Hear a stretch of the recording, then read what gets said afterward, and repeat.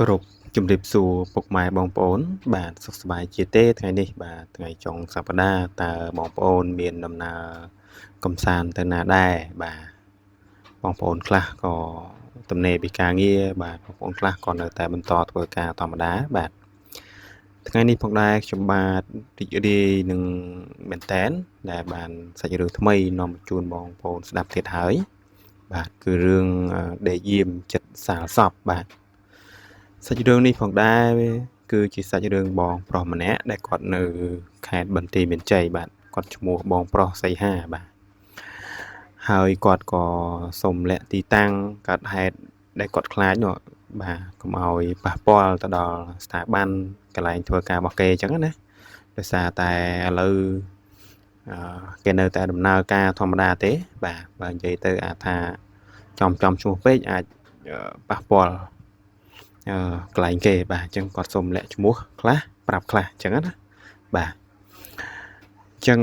ដើម្បីចង់ដឹងថាតើសាច់រឿងពិស្ដារនឹងទៅជាយ៉ាងណាក៏សូមរីករាយស្ដាប់ដូចតទៅបាទបងប្រុសដែលមានឈ្មោះថាសីហានេះគាត់នៅខេត្តបន្ទាយមានជ័យហ្នឹងកាលពីឆ្នាំ2012បាទ2012ហ្នឹងក៏គាត់ថាគាត់បានបញ្ចប់បានប្រឡងជាប់ទី12ណាបាទប្រឡងជាប់ទី12ហើយគាត់ក៏បន្តការសិក្សាបាទអញ្ចឹងគាត់ថាសាច់រឿងដែលកើតឡើងដែលគាត់យកមកប្រាប់ខ្ញុំហ្នឹងបាទអញ្ចឹងបញ្ជាក់បន្តិចគាត់ប្រាប់ខ្ញុំតាមរយៈ Telegram អញ្ចឹងណាគាត់ឆាតមកអញ្ចឹងណាអញ្ចឹងសម្រាប់បងប្អូនដែលគាត់មានរឿងរន្ធត់រឿងខ្មោចរឿងអីអាចផ្ញើមកខ្ញុំបានរឿងអំពើអំព័ន្ធមុនខ្មៅផ្សេងៗចឹងអាចផ្ញើមកខ្ញុំបានតាមរយៈ Telegram ដែលខ្ញុំដាក់នៅក្នុង description របស់ខ្ញុំណាបាទអញ្ចឹងបន្តសាច់រឿងរបស់បងប្រុសទៀតបាទអញ្ចឹងគាត់ថាចប់ទី12ហ្នឹងឆ្នាំ2012ហើយគាត់ក៏បានអាហារូបករណ៍ដែលមានជំនាញអគ្គិសនីបាទអគ្គិសនីណាបាទហើយដល់ឆ្នាំ2014ពាក់កណ្ដាលណាពាក់កណ្ដាលឆ្នាំ2014ហ្នឹងគាត់ក៏បញ្ចប់ទៅហើយគាត់ក៏បានស្វែងរកការងារក៏បានតំណែងតំណងអញ្ចឹងណាបងថ្លៃគាត់ហ្នឹងគឺរកឲ្យទៅធ្វើការនៅកន្លែងមួយបាទគាត់ថាគាត់សុំមិនបញ្ចេញទេបាទតែគាត់ថាមន្ទីរពេទ្យបាទជាមន្ទីរពេទ្យអញ្ចឹងណាហើយមន្ទីរពេទ្យហ្នឹងគឺខ្វះបុគ្គលិកអញ្ចឹងទៅគេក៏យកទៅផ្នែកអគ្គិសនីផ្នែកភ្លើងហ្នឹងណាបាទអញ្ចឹងគាត់ក៏បន្តធ្វើការក្នុងហ្នឹងទៅក្នុងអំឡុងឆ្នាំ2014ហ្នឹងបាទពាក់កណ្ដាលឆ្នាំណាអំឡុងឆ្នាំហ្នឹងបាទអញ្ចឹងគាត់ចាប់ផ្ដើមចូលធ្វើការងារជាធម្មតានឹងគេនឹងឯងអញ្ចឹងណាហើយក្រុមការងារវាមាន 4-5 នាក់ដែរបាទហើយមានអ៊ំម្នាក់ជាអ៊ំដែលចាស់ជាងគេនៅក្នុងក្រុមហ្នឹងគាត់ធ្វើការយូរហើយ30ឆ្នាំជាងហើយបាទតាំងពីបែកសង្គ្រាមមកហ្នឹងគឺគាត់បាទធ្វើការងារនឹងមករហូតបាទអញ្ចឹងអ៊ំដែលគាត់ចាស់ទុំហ្នឹងគាត់មិនចេះខ្លាចទេបាទមានតែក្មេងៗទេដែលខ្លាចអញ្ចឹងណាបាទអញ្ចឹងគាត់បញ្ជាក់ទៀតថានៅកន្លែងគាត់ធ្វើការហ្នឹងនៅរោងជាងគេហៅរោងជាងណាហើយមានម៉ាស៊ីនភ្លើងមានដាក់សម្ភារៈប្រើប្រាស់តាក់ទងនឹងភ្លើងនឹងផ្សេងៗហ្នឹងគឺនៅក្នុងហ្នឹងឯងហើយនៅហ្នឹងមានបន្ទប់មួយបាទបន្ទប់សម្រាប់ដេកយាមហ្នឹងណាបាទមានបន្ទប់មួយមានទ្វារមកក្រោយអញ្ចឹងទៅបាទហើយនៅគៀនកន្លែងរោងភ្លើងរោងជាងហ្នឹងគឺជាសាលដាក់សពបាទដូចថាមានបងប្អូនសាច់ញាតិអ្នកស្លាប់ហ្នឹងគាត់មិនទាន់មកយកឬក៏យកពេកមិនទាន់បានដឹកទៅអញ្ចឹងគឺគេយកមកដាក់ហ្នឹងហើយបាទអញ្ចឹងជួនកាលទៅក៏គាត់ដេកកំដរសពក៏សម្រានកំដរសពអីអញ្ចឹងណាបាទគាត់ថាគាត់ខ្លាចដែរបាទហើយការដែលគាត់ដំបងដែលចូលធ្វើការដំបងហ្នឹងគឺគាត់អត់តន់ខ្លាចទេបាទគាត់នៅនឹងអីដែរអញ្ចឹងណាបាទអញ្ចឹងទៅគាត់នៅយាមនៅអីដូចតែគេដូចតែឯងអញ្ចឹងទៅបាទគាត់អត់តន់ខ្លាចទេតទៅពេលយូរប្រហែលជាចូល1ខែជាងបាទ1ខែជាងគេឃើញមានគាត់ថាមានអ្នកនៅធ្វើការហ្នឹងគេថាគេអ្នកខ្លាចអញ្ចឹងណាអញ្ចឹងគេឃើញគាត់អត់ខ្លាចអញ្ចឹងគេព្យាយាមបន្លាចអញ្ចឹងថាឃើញចេះឃើញចោះបាទមិនដឹងថាគេនិយាយពិតអត់ទេណាតែបើតាមគាត់បញ្ជាក់ថាគេបន្លាចគាត់អញ្ចឹងណាពីដំបូងគាត់ថាគាត់អត់ខ្លាចទេបាទគាត់នៅធម្មតាអញ្ចឹងទៅបាទតែពេលអញ្ចឹងទៅគេបន្លាចទៅអ្នកនេះថាអញ្ចេះអ្នកនោះថាអញ្ចោះយូរទៅចាប់ផ្ដើមខ្លាចបាទ គាត់ចាប់ផ្ដើមខ្លាចអញ្ចឹងណាអញ្ចឹងដល់ពេលគាត់ដល់ថ្ងៃគាត់យាមអញ្ចឹងគាត់ថាគាត់សម្រានអត់ដែរលក់ទេបាទគាត់ថាសម្រានពីម៉ោង9ម៉ោង10អញ្ចឹងទៅម៉ោង2 10ម៉ោង1អញ្ចឹងភ្ញាក់ទល់ភ្លឺម៉ោង3ម៉ោង4បាទដាច់យប់បាទព្រឹកឡើងភ្នែកស្លក់មួយអញ្ចឹងណាភ្នែកក្រហមស្លក់អស់ហើយថាគ្មានអ្នកណាគេបានដេកនឹងស្រួលខ្លួនទេដោយសារតែចេះតែញើតខ្លាចអញ្ចឹងណាប៉ុន្តែម្នាក់ដូចថាមិនមានអ្នកណាឃើញអីទេបាទគឺវារៀងញញើតអញ្ចឹងណាហើយមួយទៀតសពគេដឹកមកអញ្ចឹងទៅជួនកាលភ្ញាក់ឮដឹងសំឡេងអញ្ចឹងទៅចាប់ផ្ដើមខ្លាចអញ្ចឹងណាបាទគាត់ថានៅពេល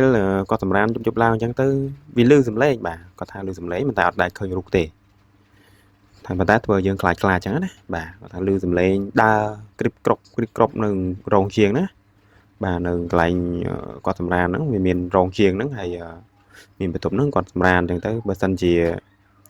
ងើបមើលទៅបាត់ទៅបាទឮសំឡេងដើរដូចស្បែកជើងណាព្រឹបប្រាប់អញ្ចឹងទៅដូចមានមនុស្សធ្វើការអញ្ចឹងណា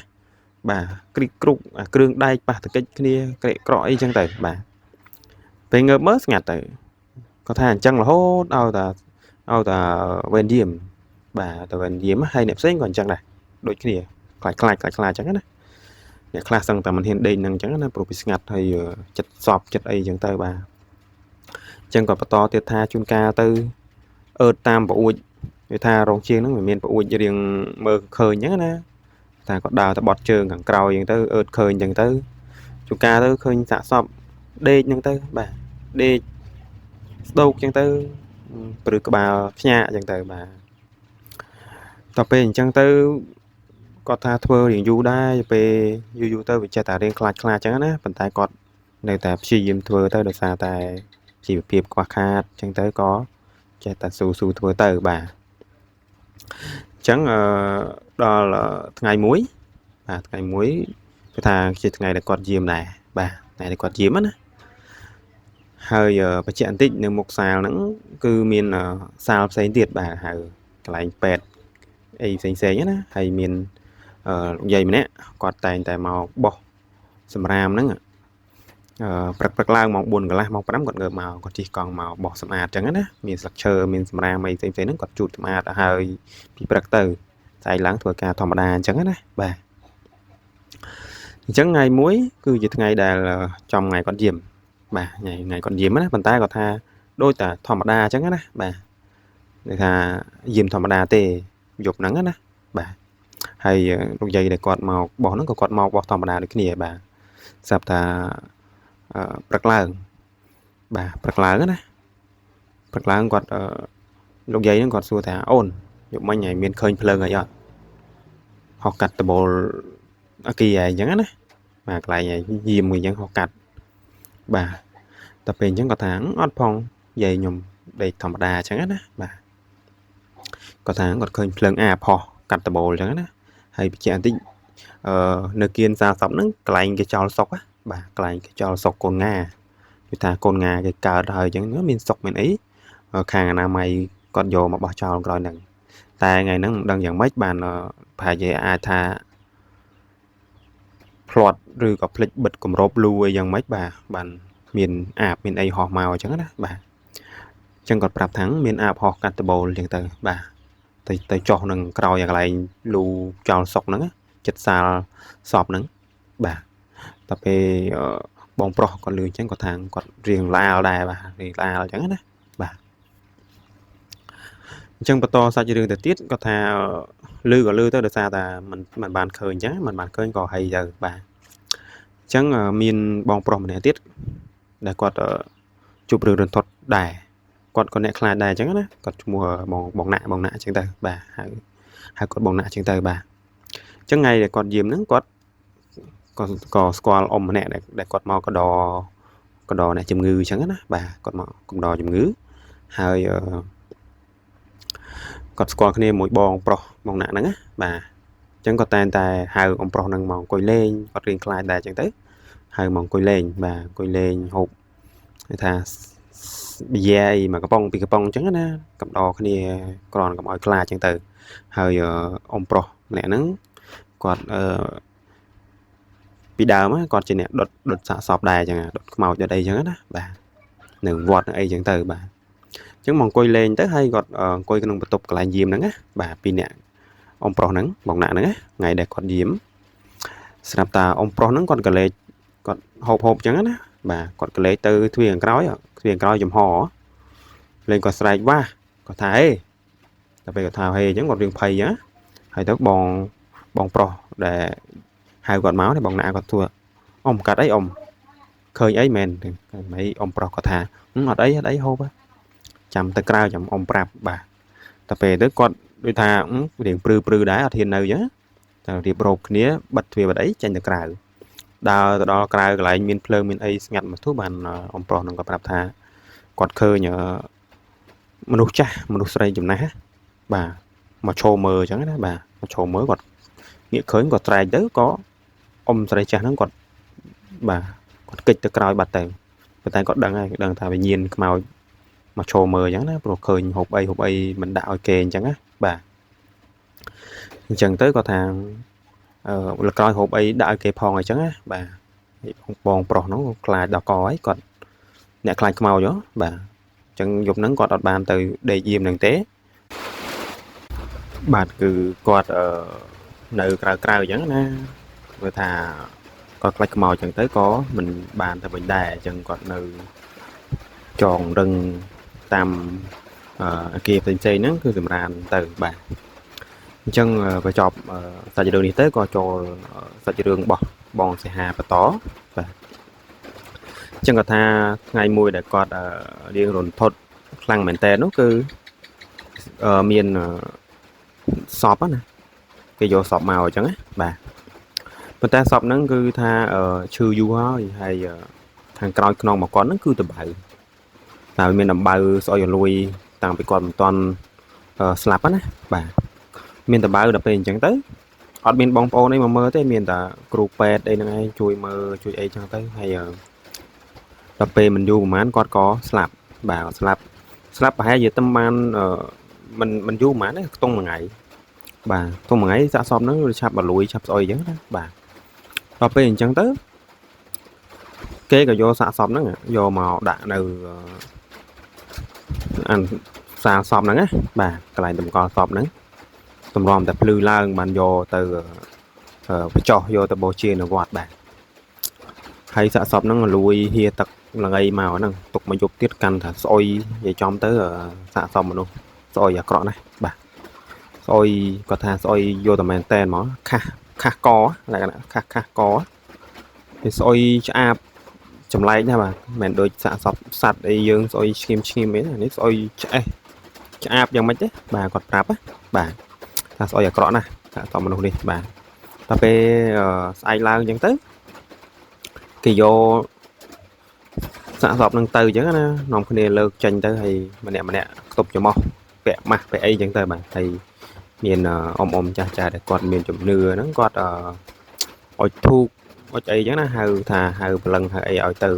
តាមអញ្ចឹងទៅបូជាទៅនៅវត្តអញ្ចឹងទៅបាទតពេលរៀងយូរម្លងប្រហែលជាមួយអាទិត្យថា7ថ្ងៃបាទ7ថ្ងៃហ្នឹងដូចថាម្នាក់នៅតែរៀងខ្លាចដែរតែធ្វើម៉េចចេះតែតស៊ូមកយាមមកអីចឹងទៅបាទតែពេលដល់វេនយាមបងសិហានេះថ្ងៃទី7បាទរឿងរន្ធត់ហ្នឹងគឺកាត់ឡើងចំពោះគាត់បាទគាត់ថាកាត់ឡើងយ៉ាងម៉េចគឺ7ថ្ងៃហ្នឹងគឺថារៀងបាត់ស្អុយណាស្រាប់តែថ្ងៃគាត់យាមហ្នឹងប្រហែលជាម៉ោងចូលម៉ោង10បាទគាត់តង់សម្រានទេវារៀងធំក្លិនស្អុយបាទស្អុយដូចដែលសាកសពនឹងពេលដែលលលួយស្អុយអញ្ចឹងណាបាទដូចថ្មីចឹងបាទគាត់មានអារម្មណ៍ប្លែកភ្លាមបាទស្អុយភីមកអញ្ចឹងណាប៉ុន្តែលក្ខណៈថាគាត់ព្យាយាមទប់អារម្មណ៍ទប់អីអញ្ចឹងណាបាទតែពេលគាត់ដេកលេងអីមើលទូអីនេះហ្នឹងទៅប្រឡប់ចឹងគាត់ក៏សម្រានលក់បាទសម្រានលក់អញ្ចឹងទៅដល់ពេលម៉ោងប្រហែលជាខ្ទង់ម៉ោង1កន្លះបាទគាត់ថាយប់ស្ងាត់មែនទែនគាត់ថាគាត់ភ្ញាក់ធំក្លិនស្អុយទៀតអញ្ចឹងណាបាទស្អុយឡើងភ្ញាក់អញ្ចឹងណាបាទដល់ពេលអញ្ចឹងគាត់ក៏ងើបភ្ញាក់អញ្ចឹងទៅគាត់គេថាមិនងើបទេគាត់ភ្ញាក់អញ្ចឹងណាបាទហើយមានអារម្មណ៍ថាព្រឺចាប់តាមព្រឺណាសារតែមានក្លិនស្អុយមកអញ្ចឹងទៅគាត់ក៏ចេះសងំក្នុងហ្នឹងទៅបាទកន្លែងយាមណា trẻ xù nơi với bàn tay cũng chặt cực lại